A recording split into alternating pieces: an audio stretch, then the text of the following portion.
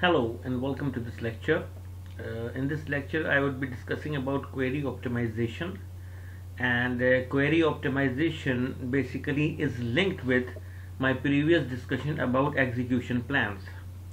Remember, when I was discussing relational algebra and relational calculus, I discussed clearly that basically we'll have different execution plans for the same query, and it is the job of the optimizer module in the DBMS to select the most efficient execution plan which is fast.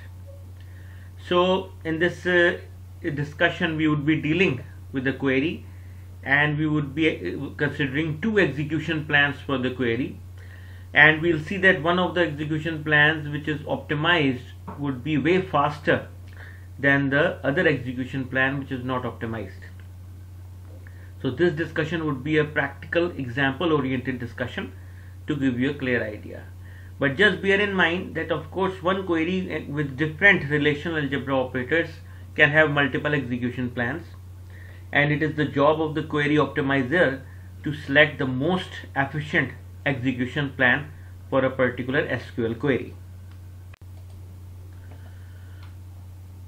So as an example, let's consider this query that we must retrieve the names of the students who have borrowed book B1. So in order to resolve this query, what are the tables that we have? We have these three tables. Number one table is the student, where student underscore number is the primary key, student name, sex and address. Then we have the landing table, in which the landing underscore number or landing number is the primary key. Student number is now the foreign key over here because the primary key is in students. And then we'll have the book underscore number, which is again a foreign key which is having the primary key book underscore number in the book table. Now the book table has got the title, author and edition. So these are the tables that are given to us. So as an example of writing the queries, so we have to find the names of the students that would be resolved by student and who have borrowed the book B1. So this information would be resolved by the landing table. So of course we must have a join. So in order to implement a join, we have this simple query which is select student dot student underscore name from student comma landing. These are the table aliases that we can have, or we are not having a table alias, we are having the names itself, where student dot student number equals landing dot student number, student dot student number equals landing dot student number, just to create an equijoin, and landing dot book number equals B1, right? So B1 over here should landing number over here should be B1. Okay, so book number, it should be B1. So in this query, after, as I discussed before, after the joining condition, we'll have landing dot book number equals B1, right? So book number over here should be B1. That is our query. Now let's look at the data that is available about the tables. Landing table has got 10,000 records, students has got 100 records, and the entries in landing table where the book number, right, that we are having, book number is B1, those records are 50 records. It means 50 records in landing have the book number as B1. Okay, so that is the idea. So now let's look at the execution plans that we can have. Let's say we have plan A, which is the basic plan which is without the optimization, right? So what does this plan consist of? We'll first do a join, we'll then do a select, and then we'll do a projection. So how we can represent it as a pictorial form? Bottom up method. Okay, so first we have this landing and we have the student, right? We know that the join is between landing and student. So we first create a join between landing and student, and what is the joining condition? Landing dot student number equals student dot student number. So the output of the join is input to the next operation, which is the select. And what will we do? from the result of this join, we select all tuples where landing dot book number equals B1, and the output of this block is fed into the final projection block, where what do we project? We project the student name from the student, and this is basically our final result. So now let's start to work as how we are going to be doing the optimization and analyzing the optimization. Okay, so let's look at the plan, this plan A, right? So the first operation in plan is the join between landing and student. So we discussed basically before that the landing table has got 10,000 tuples and the student table has got 100 tuples, 10,000 records or 10,000 or 100 records. The record is a tuple. Okay, so in a join, of course, first the Cartesian product would be formed. So number of input tuples would be 10,000 multiplied by 100, which would be 1,000,000, 1,000,000. Okay.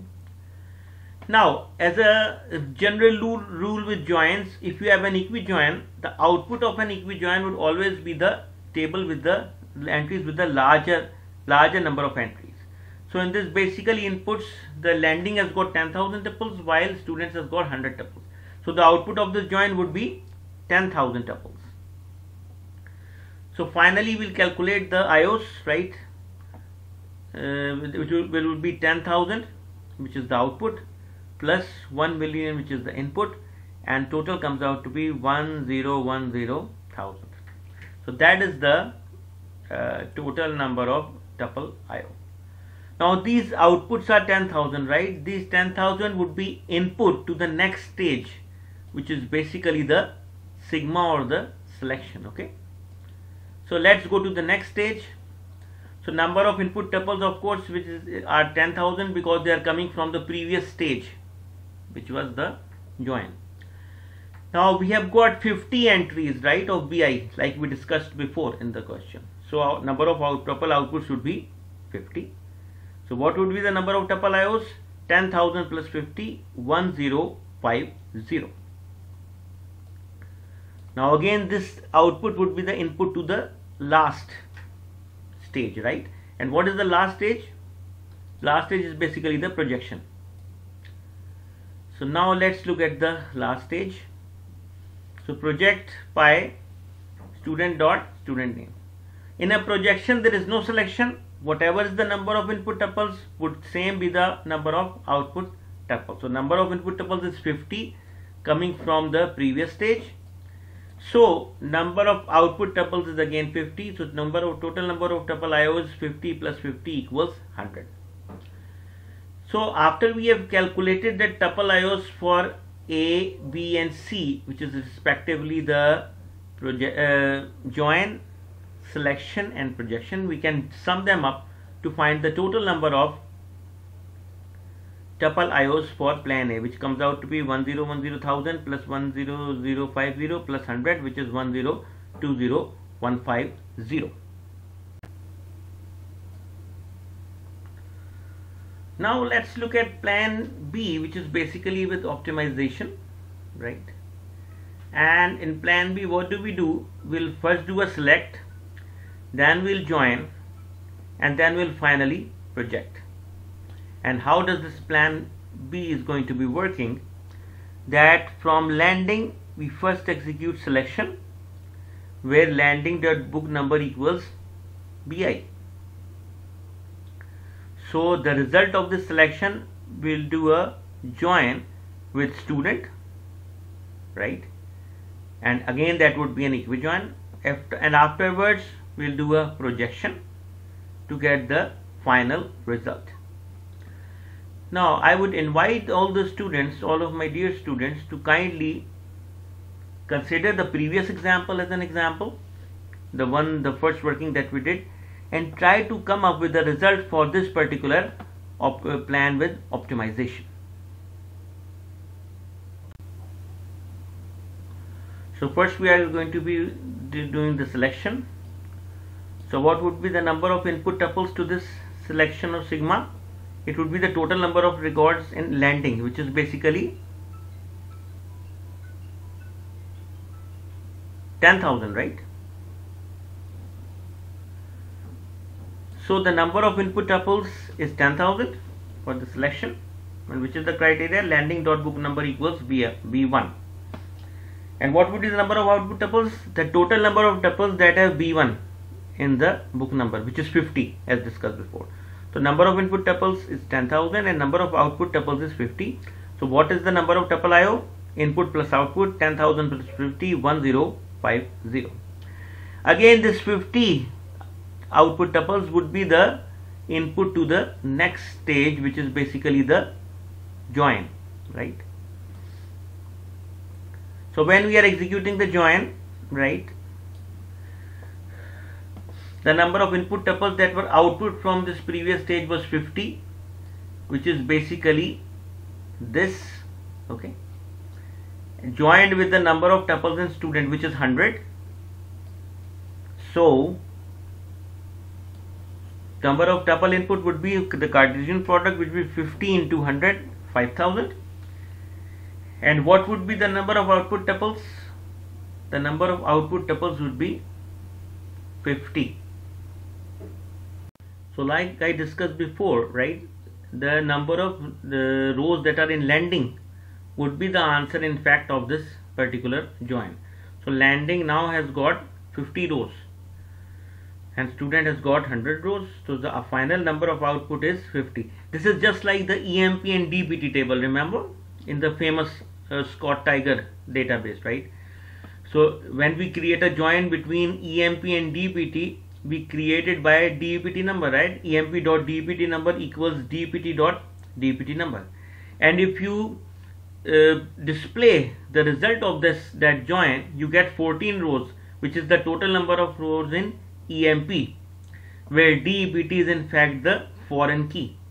So over here, student number is the primary key in student and student number is the foreign key in landing.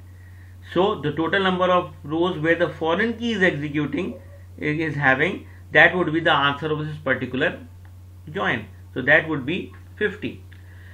So number of tuple IO would be output input plus output, which is 5000 plus 50, 5050. Then we finally move to the projection. And from the projection, of course, the number of input is the 50, which is the previous stage's output. And where we are in the execution plan, over here. The output of this projection is basically 50 rows, which are input to this projection. So the number of tuple input is 50 and the number of tuple output is 50. Again, the number of tuple IO is 50 plus 50, which is 100. So now we calculate the total number of tuple IOs for plan B, which is 1050 for stage A, which was the selection, remember, and this is 5050 for the join, and finally this is 100 for the projection, which is 15,200. See how much less tuple IO we are getting over here as compared to the previous total tuple IO. And what is the prime reason for this? The prime reason being that